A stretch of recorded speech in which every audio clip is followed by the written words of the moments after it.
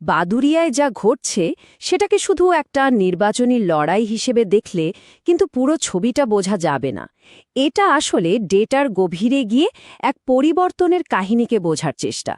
আজকের এই আলোচনায় আমরা দেখব কিভাবে নির্বাচনকে নিছক ক্ষমতা দখলের খেলা না ভেবে উন্নত শাসনের একটা ইঞ্জিন হিসেবে গড়ে তোলা যায়। চলুন দেখে নেওয়া যাক আমাদের আজকের যাত্রাপথ। এই পুরো বিশ্লেষণটা আমরা 5টা ধাপে করব। প্রথমে আমরা বাদুড়িয়ার মাটির স্পন্দন অনুভব করার চেষ্টা করব, এখানকার মানুষের আসল চাহিদাগুলো কি তা বুঝব। তারপর ভোটের সংখ্যাগুলো বিশ্লেষণ করে দেখব জনমত ঠিক কোন দিকে এগোচ্ছে। ক্ষমতার কেন্দ্রগুলোকে চিনে নিয়ে আমরা একটা বাস্তবসম্মত শাসনের নীলনকশা তৈরি করব। আর সবশেষে সে নীলনকশাকে বাস্তবে রূপ দেওয়ার পথটা খুঁজে বের করব। তো আমাদের প্রথম অধ্যায় বাদুড়িয়ার স্পন্দন। যে কোনো কার্যকর কৌশলের আসল ভিত্তিই হল সেখানকার মাটির আর মানুষের বাস্তব পরিস্থিতিকে বোঝা। তাই চলুন প্রথমেই সে গল্পটা শোনা যাক। বাদুড়িয়া মানেই ঈশামতী রায়মঙ্গল সমভূমির উর্বর মাটি। নদী এখানকার জীবনরেখা, কৃষির ছন্দেই এখানকার মানুষের জীবন বাঁধা। কিন্তু সেই নদীই কিন্তু এখানকার মানুষের সবথেকে বড় চিন্তার কারণ। প্রতি বছর সেই ছন্দটাই ভেঙে যাওয়ার একটা ভয় যেন সবাইকে তাড়া করে ফেরে। এই যে সংখ্যাটা দেখছেন 40.7%, এটা শুধু একটা ডেটা পয়েন্ট নয়, এর পিছনে লুকিয়ে আছে হাজার হাজার পরিবারের কঠিন বাস্তব। বাদুড়িয়ার গ্রামীণ পরিবারগুলোর প্রায় অর্ধেকই দারিদ্র্য সীমার নিচে বাস করে, আর এই সংখ্যাটা জেলার গড় হারের থেকে অনেকটাই বেশি, যা চোখে আঙুল দিয়ে দেখিয়ে দেয় যে এখানকার অর্থনৈতিক সংকটটা ঠিক কতটা গভীর। এখানকার রাজনীতির অঙ্কটা বুঝতে গেলে এই জনবিন্যাসকে বোঝাটা খুব জরুরি। প্রায় 65.5% মুসলিম এবং 34.3% হিন্দু জনসংখ্যা। এর মধ্যেই আবার প্রায় 16 থেকে 17% তপশিলি জাতিভুক্ত ভোটার, যা বেশ তাৎপর্যপূর্ণ। এই সামাজিক মিশ্রণই কিন্তু এখানকার রাজনৈতিক সমীকরণকে অনেকটা নিয়ন্ত্রণ করে। মানুষের মনে সবথেকে বড় ক্ষোভের জায়গাটা কি জানেন? ইছামতী নদীর বাঁধ। এটা কোনো নতুন সমস্যা নয়। বছরের পর বছর ধরে প্রতি বর্ষায় এই বাঁধ ভাঙে, আর তার ফল কি হয়? হাজার হাজার হেক্টর জমির ফসল নষ্ট হয়, মানুষের রুটিরুজি জীবিকা সব ভেসে যায়। এটা শুধু একটা পরিকাঠামোগত সমস্যা নেই, এটা এখন মানুষের জীবন মরণের প্রশ্ন হয়ে দাঁড়িয়েছে। বেশ, এতক্ষণ তো আমরা মাটি আর মানুষের কথা বললাম। এবার চলুন ভোটের সংখ্যাগুলো কি বলছে সেটা একটু খুঁটিয়ে দেখা যাক, কারণ সংখ্যা কখনো মিথ্যে বলে না। শেষ দুটি নির্বাচনের ডেটা বিশ্লেষণ করলেই বোঝা যাবে বাদুড়িয়ার মানুষ আসলে কি বার্তা দিতে চাইছে। এই চার্টটা দেখুন, ছবিটা একেবারে পরিষ্কার হয়ে যাবে। 2016 আর 2021-এর মধ্যে কি অসাধারণ পরিবর্তন! কংগ্রেসের ভোট 50% থেকে কমে সোজা 21% এসে ঠেকেছে। একটা বিশাল ধস। তো এই যে খালি জায়গাটা তৈরি হলো, সেটা পূরণ করল কে? বিজেপি।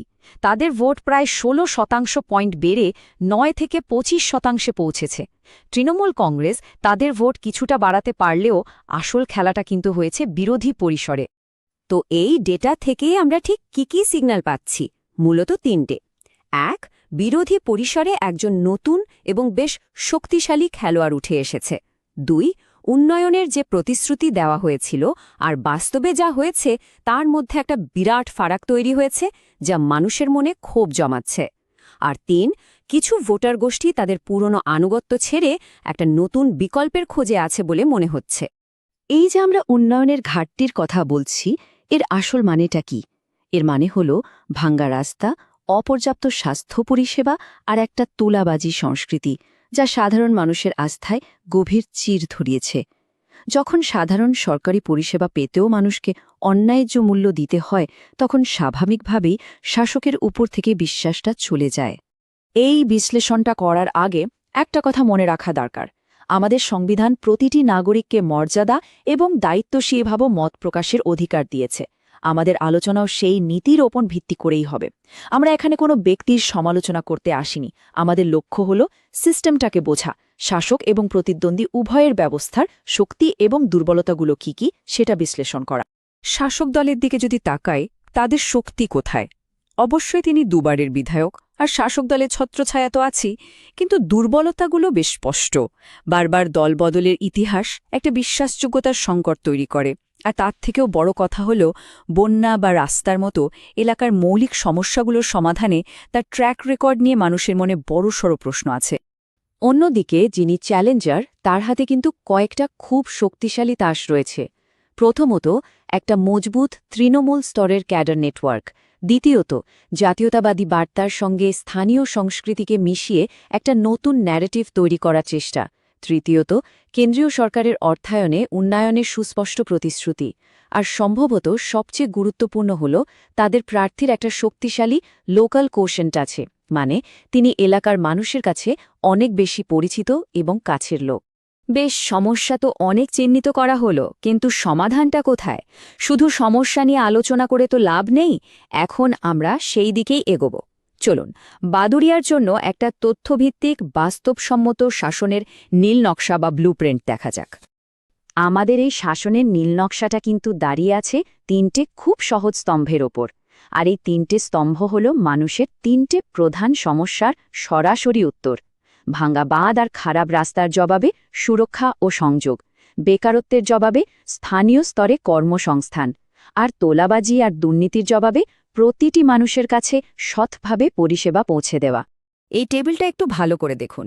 এখানে শুধু ফাঁকা প্রতিশ্রুতির কথা নেই, এখানে আছে বিনিয়োগ আর তার থেকে কি পাওয়া যাবে তার একটা পরিষ্কার হিসেব বা ROI। যেমন জাতীয় সড়ক ৩৪-এর উন্নয়নে যদি ৫৫৩ কোটি টাকা বিনিয়োগ করা হয়, তাহলে শুধু যাতায়াতের সময়ই কমবে না, এলাকার ব্যবসাও বাড়বে। বন্যা নিয়ন্ত্রণে ১০০ কোটি টাকা বিনিয়োগ করলে প্রায় ৩০,০০০ হেক্টর কৃষি জমি বাঁচানো সম্ভব হবে। আর একটা কৃষি দক্ষতা হাবে ৫০ কোটি বিনিয়োগ করলে ৫০০-র বেশি স্থানীয় ছেলেমেয়ের চাকরির সুযোগ তৈরি হবে। কিন্তু শুধু বড় বড় প্রজেক্ট করলেই কি মানুষের মন পাওয়া যায়? না, শাসনের আসল ভিত্তি হল বিশ্বাস, আর সেই বিশ্বাস ফিরিয়ে আনতে হবে সরকারি পরিষেবাগুলোকে মানুষের দোরগোড়ায় পৌঁছে দিয়ে, কোনো রকম দুর্নীতি ছাড়া। আমরা একেই বলছি ওয়েলফেয়ার অ্যাক্সিলারেটর। এই প্রক্রিয়াটা করার সময় ভারতের নতুন ডেটা সুরক্ষা আইন অনুযায়ী মানুষের ব্যক্তিগত তথ্যের গোপনীয়তা এবং সম্মতিকে সর্বোচ্চ গুরুত্ব দিতে হবে। যখন একজন মানুষ তার ন্যায্য অধিকারটা সহজে, সততার সঙ্গে এবং সম্মানের সঙ্গে পায়, তখনই শাসকের ওপর তার আস্থা ফিরে আসে। আর এটাই হলো সবচেয়ে বড় রাজনৈতিক পুঁজি। একটা ভালো প্ল্যান বানানো এক জিনিস, আর সেটাকে মাঠে নেমে সফল করা আর এক জিনিস। এবার আমরা দেখব এই শাসনের নীল নকশাকে কিভাবে একটা বিজয়ী নির্বাচনী প্রচারে রূপান্তরিত করা যেতে পারে, অর্থাৎ স্ট্র্যাটেজি থেকে এক্সিকিউশন। এর জন্য কৌশলটা হলো মাল্টিলেয়ার্ড, মানে সবার জন্য এক বার্তা নয়, প্রতিটি ভোটার গোষ্ঠীর নির্দিষ্ট প্রয়োজন অনুযায়ী আলাদা আলাদা বার্তা তৈরি করতে হবে। যেমন মহিষ্য ওবিসি সম্প্রদায়ের জন্য কৃষি সহায়তার কথা বলতে হবে, মতুয়া এসসি সম্প্রদায়ের কাছে নাগরিকত্বের আশ্বাস পৌঁছাতে হবে, এলাকার যুবকদের জন্য চাকরির প্রতিশ্রুতি, আর মহিলাদের জন্য সুরক্ষার বার্তা দিতে হবে। কিন্তু মনে রাখতে হবে, কাগজে কলমে কৌশল যতই ভালো হোক, শেষ পর্যন্ত কিন্তু একটাই কথা, এক্সিকিউশন। মাঠে নেমে কাজটা ঠিকঠাক করতে পারাটাই আসল। আর তার জন্য তিনটে জিনিস অপরিহার্য: একেবারে নিখুঁত বুথ ম্যানেজমেন্ট, ১০০% বাড়িতে পৌঁছনোর অভিযান এবং প্রতিদিনের কাজের সঠিক মূল্যায়ন। এর কোনো একটা জায়গায় ঘাটতি থাকলে সেরা পরিকল্পনাও কিন্তু ব্যর্থ হতে পারে। আর এখানেই লিডারশিপের সামনে এসে দাঁড়ায় সবথেকে বড়, সবথেকে কঠিন প্রশ্নটা। যে প্রার্থী গতবার এত ভালো ফল করে জমি তৈরি করেছেন, তাকেই কি আবার সুযোগ দেওয়া উচিত, নাকি জয়ের সম্ভাবনা আরও বাড়ানোর জন্য একজন নতুন, আরও বেশি গ্রহণযোগ্য মুখকে সামনে আনা হবে? এই একটা সিদ্ধান্তের ওপরেই কিন্তু বাদুড়িয়ার রাজনৈতিক ভবিষ্যৎ অনেকটাই নির্ভর করছে। শেষ কথা এটাই, বাদুড়িয়ার এগিয়ে যাওয়ার পথ বিভাজনের মধ্যে দিয়ে নয়, বরং নির্ণায়ক এবং জনমুখী শাসনের মধ্যে দিয়েই খুলবে। যে দল বা যে নেতা মানুষের দৈনন্দিন জীবনের মূল সমস্যাগুলো, অর্থাৎ চাকরি, পরিকাঠামো আর সৎ পরিষেবা সমাধান করার একটা বিশ্বাসযোগ্য পথ দেখাতে পারবে, বাদুড়িয়ার মানুষ শেষ পর্যন্ত তাদের পাশেই দাঁড়াবে। এটাই ডেটার স্পষ্ট ইঙ্গিত। If you want to become a people-centric leader and uplift your constituency, get in touch with Blueprint Strategies AI at mgr@blueprintstrategies.ai or call 080-420-41602. Purpose beyond politics.